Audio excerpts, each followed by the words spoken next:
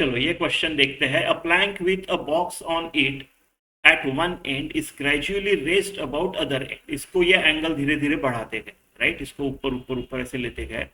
As the angle of inclination with horizontal reaches 30 degree, जब 30 degree हो जाता है वो एंगल, तो box starts to slip, right.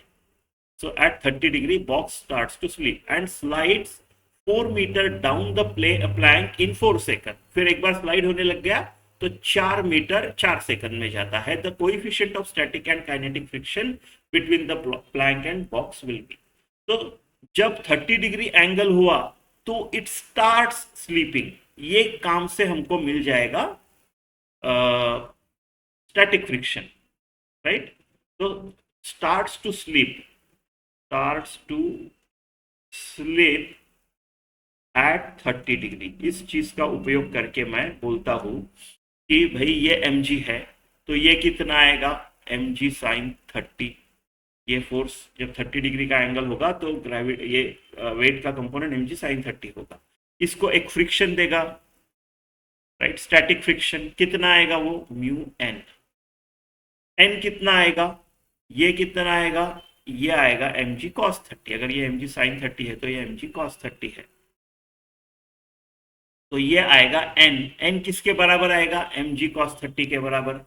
n क्योंकि इस डायरेक्शन में तो कोई एक्सेलरेशन है ही नहीं, तो mg is equal to mg cos 30 is equal to n, right.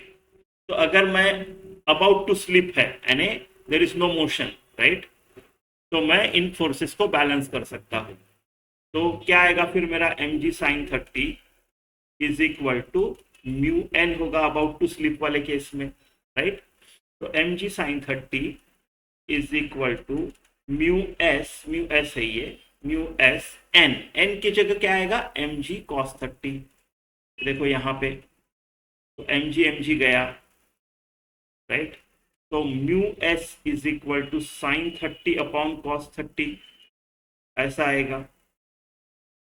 tan 30, tan 30 क्या होता है, sin 30 हाफ और वो √3/2, 1/√3, 1/√3। तो म्यू एस जो होता है वो होता है 1/1.73, ऐसे कुछ आएगा, है ना, ऐसे कुछ आएगा। ठीक है, इसको देखते हैं बाद में, पहले काइनेटिक फ्रिक्शन भी निकाल लेते हैं। वैल्यू तो है, कैलकुलेट करना है।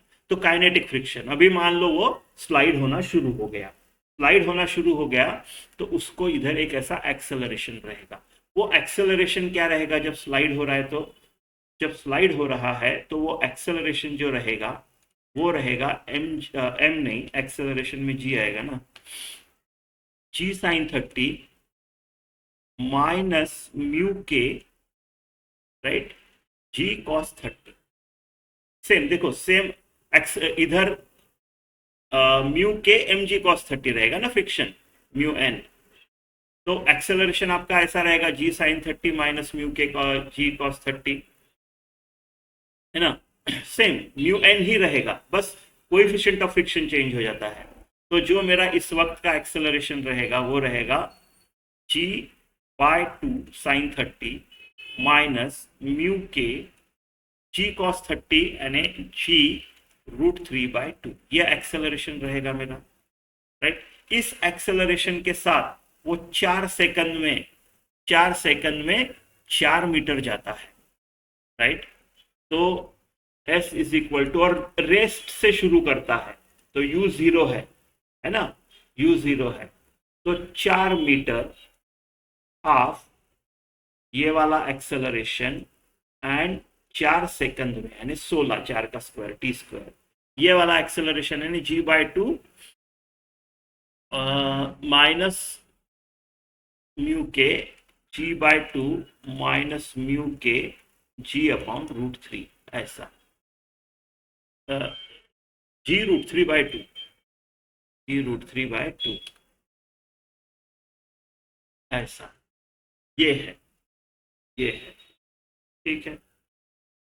तो देखो ये 4, ये 2, अच्छा ये 2, ये 8,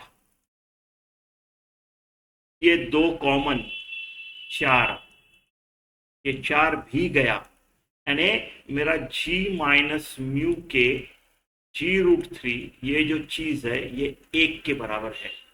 तो म्यू के g√3 इज इक्वल टू 1। ये इसको इधर लेके गया तो g-1 एक्चुअली g-1, तो म्यू के जो आएगा वो आएगा g-1 अपॉन g√3, राइट। तो g को कितना 10 लेंगे, राइट। तो g को अगर 10 लिया तो ये 9 आता है, ये 9 आता है और ये 10√3 आता है, राइट। तो 9 अपॉन √3 यानी 17.3, राइट। 1.73 √3 तो 17.3 यानी ये 9 दूने 18, यानी ये लगभग 0.5 के बराबर है, 1/2 के बराबर, एकदम थोड़ा सा कम, राइट, एकदम थोड़ा सा कम। तो लगभग ये 0.5 के बराबर है, राइट। अगर जी 9.8 ले तो शायद उतना ही आएगा, 10 की जगह 9.8 लेते और ये 8.9 होता तो शायद 0.5 आता है, राइट। तो ये 0.5 बिल्कुल हो सकता है म्यू के, थोड़ा सा अपना अप्रोक्सीमेशन ये हो गया, राइट। तो एक ही ऑप्शन में है तो ये होना चाहिए, ये 0.6 के बराबर आ रहा है क्या, राइट। हाँ ठीक है ना, आ रहा है 100 अपॉन 173, तो 100 इंटू 173 17.3 इंटू 10, अगर ऐसा किया मैंने तो 18 5 90, 18 6 17 6, हाँ आ रहा है। तो ये ऑप्शन है, ऑप्शन सी, ठीक है।